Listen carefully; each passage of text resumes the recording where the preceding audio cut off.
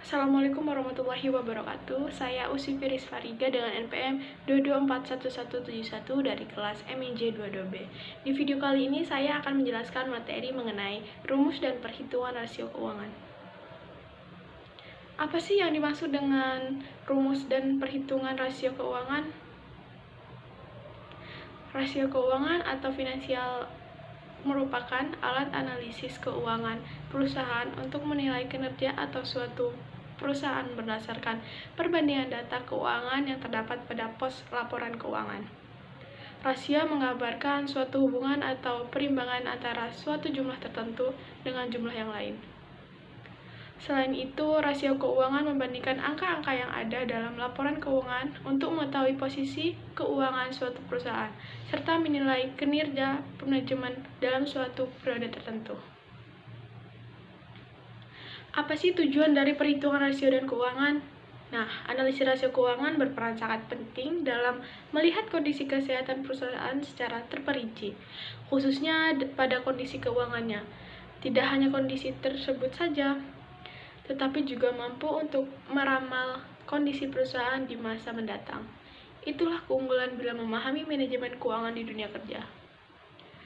Fungsi rumus dan perhitungan rasio keuangan yang pertama yakni menilai efektif operasional, yang kedua mengetahui optimalisasi keuangan, yang ketiga mengukur optimalisasi penggunaan aktiva, yang keempat mengetahui kemampuan membayar utang, dan yang terakhir yakni mengetahui besar rasio keuntungan atau laba yang berhasil perusahaan kumpulkan dalam periode tertentu. Nah, jenis-jenis rasio keuangan yang pertama yakni ada rasio likuiditas. Rasio likuiditas merupakan rasio perbandingan yang dapat diproyeksi kemampuan perusahaan dalam melunasi kewajiban yang dimilikinya. Kewajiban tersebut dapat dikatakan sebagai utang jangka pendek. Rasio ini memiliki beberapa jenis seperti current ratio, quick ratio, dan cash ratio. Untuk rumus perhitungannya adalah current ratio sama dengan dalam kurung aktivitas lancar dibagi utang aktivitas tutup kurung dikali 100%. Yang kedua yakni quick ratio, aktivitas lancar dikurang persediaan atau utang lancar dikali 100%. Yang ketiga yakni cash ratio, rumusnya sama dengan kas ditambah setara kas dibagi utang lancar lalu dikali 100%. Yang kedua yakni ada jenis rasio solvabilitas. Rasio solvabilitas merupakan perbandingan yang menggambarkan kemampuan sebuah perusahaan dalam memenuhi kewajiban finansial mereka. Hal tersebut termasuk kewajiban jangka panjang dan jangka pendek. Ada dua jenis rasio yang termasuk rasio solvabilitas. Berikut ini rumus rasionya. Yang pertama yakni debit ratio. Dalam kurung utang dibagi dengan total aktivitas dikali 100%. Yang kedua debit to equity ratio sama dengan total dibagi modal dikali 100%. Yang ketiga yakni jenisnya ada rasio rentabilitas. Rasio rentabilitas merupakan rasio untuk mengukur kemampuan perusahaan dalam mendapatkan laba yang mereka inginkan. Terdapat beberapa rasio yang mengukur kemampuan tersebut. Dan ini rumusnya. Yang pertama yakni profit margin sama dengan laba bersih dibagi penjualan dikali 100%. Yang kedua gross profit margin sama dengan laba kotor dibagi penjualan bersih dikali 100%. Yang ketiga yakni net profit margin sama dengan laba bersih setelah pajak dibagi penjualan bersih dikali 100%. Yang keempat yakni return on investment atau ROI sama dengan IAT dibagi investasi dikali 100%. Dan yang kelima yakni return on asset sama dengan EBT dibagi total aktivitas dikali 100%. Yang jenis yang ketiga yakni rasio aktivitas. Rasio aktivitas merupakan rasio yang mengukur efektivitas sebuah perusahaan untuk memanfaatkan segala sumber daya yang mereka miliki. Berikut ini beberapa jenis beserta rumusnya. Yang pertama yakni perputaran utang sama dengan penjualan bersih dibagi rata-rata piutang dagang. Yang kedua, perputaran persediaan sama dengan harga pokok penjualan dibagi rata-rata persediaan. Yang ketiga, perputaran aktivitas tetap sama dengan penjualan dibagi total aktivitas. Yang keempat yakni perputaran total aktivitas sama dengan penjualan dibagi total aktivitas.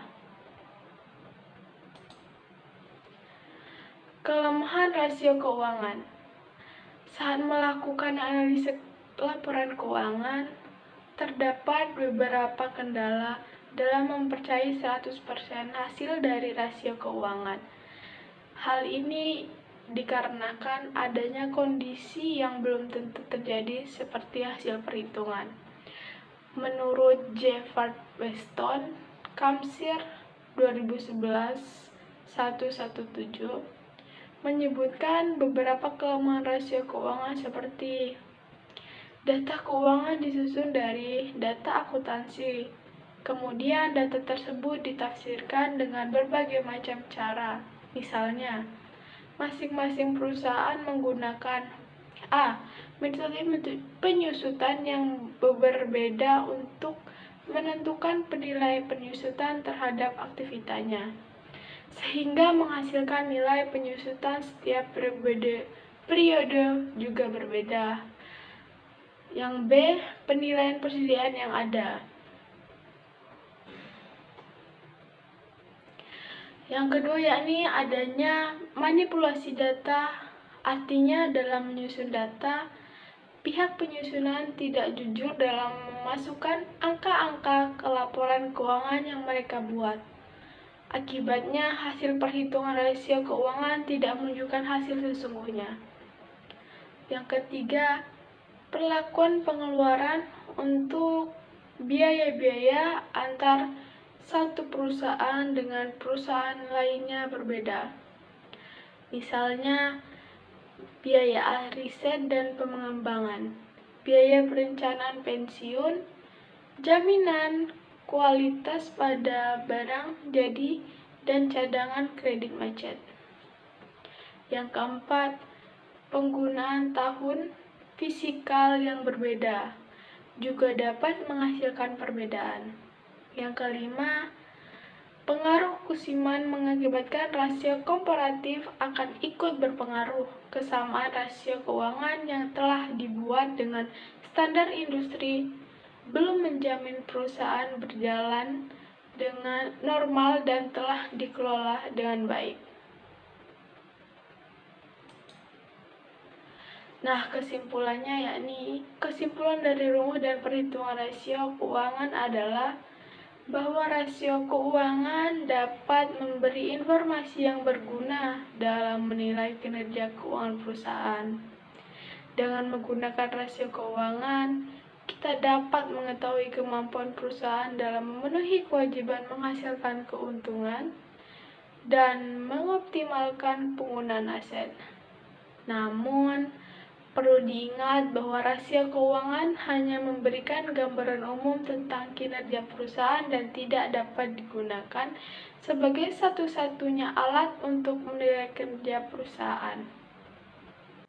Sekian video dari saya. Bila ada kata atau kalimat yang kurang berkenan, saya mohon maaf. Saya ucapkan terima kasih. Wassalamualaikum warahmatullahi wabarakatuh.